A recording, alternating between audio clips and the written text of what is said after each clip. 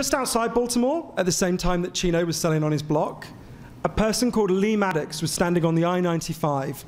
Lee Maddox was a cop, and she was arresting anyone she could find who she suspected of being a drug user. Lee had long hair and a hot temper. Her job was to get numbers. She knew that if you busted people, the cops get to keep 80% of everything they take. If they find you with coke in your car and they see they can take your car away, they get to keep 80% of it. It was paying her wages. Lee was thrilled. Lee could not have been a stronger believer in the war on drugs. Lee signed up to be a cop because her best friend Lisa, who she grew up with, they used to share an ID, they looked just alike, they were always together, was murdered by what she believed was a drug gang. She signed up to be a cop with one reason in mind: to destroy drug gangs. That was why she went into it. But Lee is an honest person, and Lee noticed something. When you're a cop, if you arrest a rapist, the next week there's less rape in your town. If you arrest a dealer, well, no one thinks there's less stealing. There's always someone else on the corner. But crucially, Lee noticed something even more important.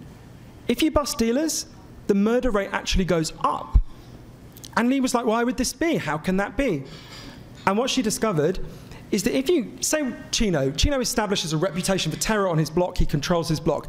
If you kill Chino or arrest Chino, you just trigger a war between rival gangs to control his patch. You start a turf war. Huge numbers of people are killed in these turf wars. The Nobel Prize-winning economist Milton Friedman said there are 10,000 deaths a year in the United States, 3 9/11s as a result of those turf wars. And they're not just dealers. There are a lot of people being caught in the crossfire. I tell the story in my book about Tiffany Smith, a 3-year-old girl who's playing on her stoop in West Baltimore, gets hit in the crossfire. And Lee didn't know what to do with this insight.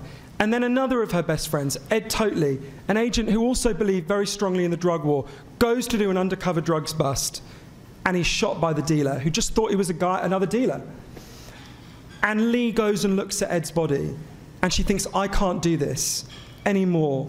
And Lee quit the police force, and she retrained as a lawyer, and now she spends her time getting the convictions quashed wherever she can for the drug arrests that she did as a cop. Lee is actually here today. I'm so proud to know her.